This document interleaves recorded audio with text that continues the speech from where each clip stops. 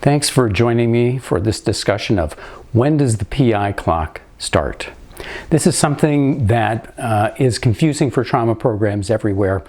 As you know, every trauma program has a number of PI filters, and many of these PI filters have a time value associated with them.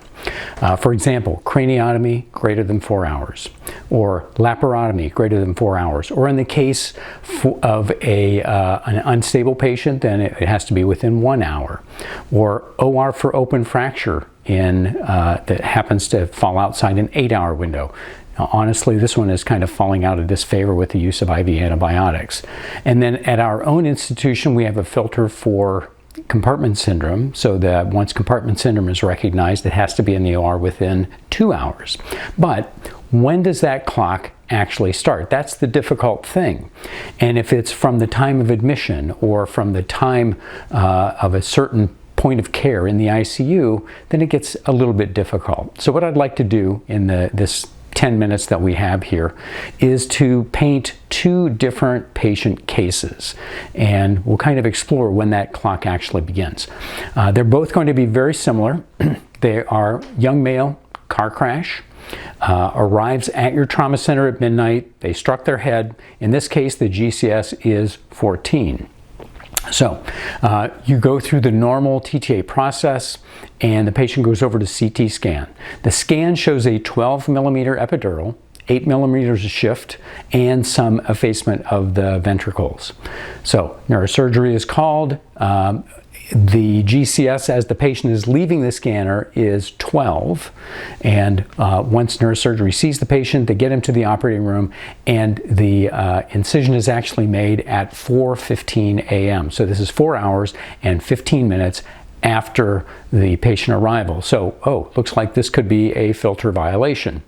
Well, before you go that far, you always have to think, well, what are we actually measuring? Sure, we're trying to find a specific time interval and make sure that we've hit it. But what are we actually looking at? It's looking at a number of components of your hospital process.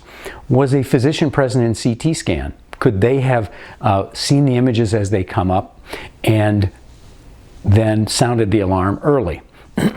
How long does it take your radiologist to get the images from CT scan? If you have in-house radiologists, probably not very long. But if you're using a remote service, there could be some time delay there. How long does it take to get their report? Again, with remote services, that can be significant, and it can impede the patient care. How long did it take a team member, either emergency physician or surgeon, to actually get the report, look at it, and sound the alarm there? How long did it take neurosurgery to respond to their page? How long did it take them to arrive and see the patient and make the decision to take them to the operating room?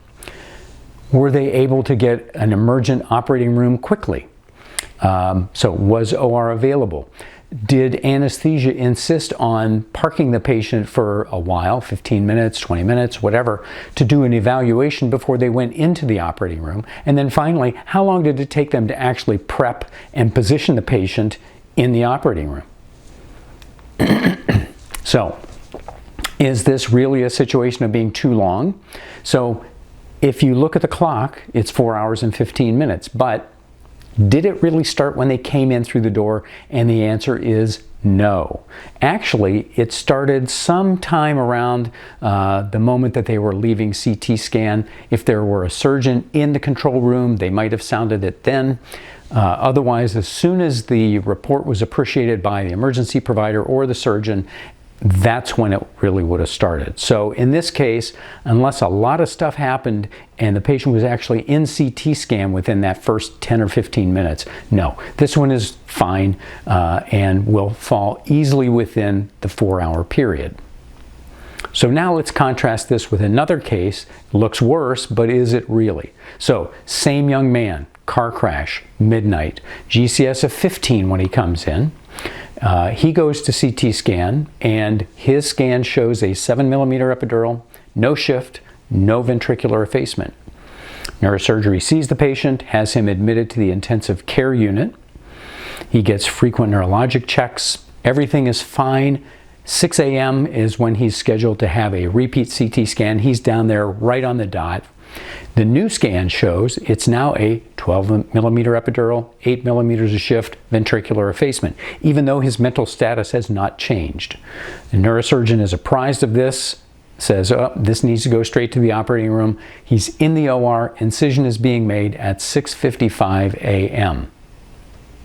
Once again, what are we actually measuring here? Did the neurosurgeon see the patient in a timely manner? Did they have them admitted to the appropriate area? Was the appropriate monitoring carried out? Did the nurses do their frequent neurochecks? Did they report any changes in exam?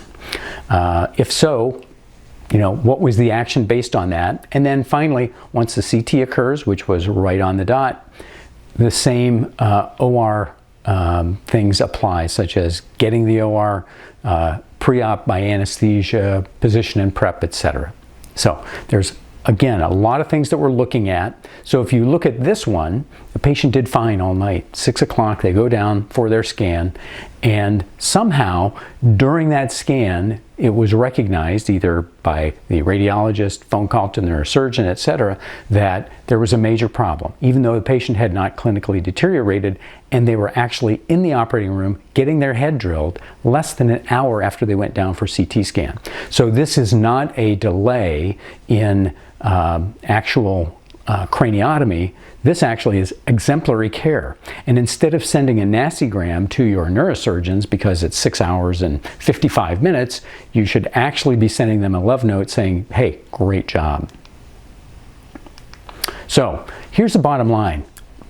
The time the PI clock starts ticking is a little tricky to determine.